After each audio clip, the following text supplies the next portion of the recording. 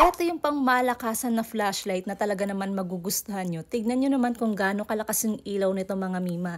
Hindi lang yan, telescopic zoom pa ito. Nazo-zoom in and nazo-zoom out mo siya. Tapos, eto yung kanyang low light mode. Eto yung sumunod na low light mode niya para tipid sa battery. Tapos meron pa siyang pa-flashing light. Ayan o. And ito yung isang mode ng kanyang flashing. Ayan.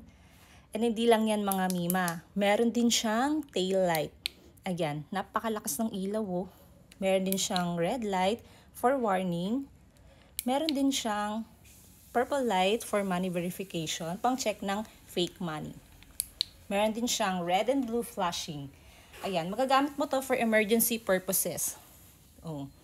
May different mode pa siya, yung pag-flash ng kanyang red and blue light. Tignan nyo naman yung quality nito mga mima. Ang ganda. Mukha siyang mamahalin pero plastic lang yung kanyang material. And napakagaan niya oh. Ayan, hindi siya mabigat. Ang ganda nito, waterproof and rechargeable na rin siya. Tapos may kasama na siyang USB Type-C charging cord. Ito yung kanyang port. Ang ganda nitong gamitin kapag madalas mag-brownout dyan sa inyo. Kaya for the go na, napaka-affordable lang nito.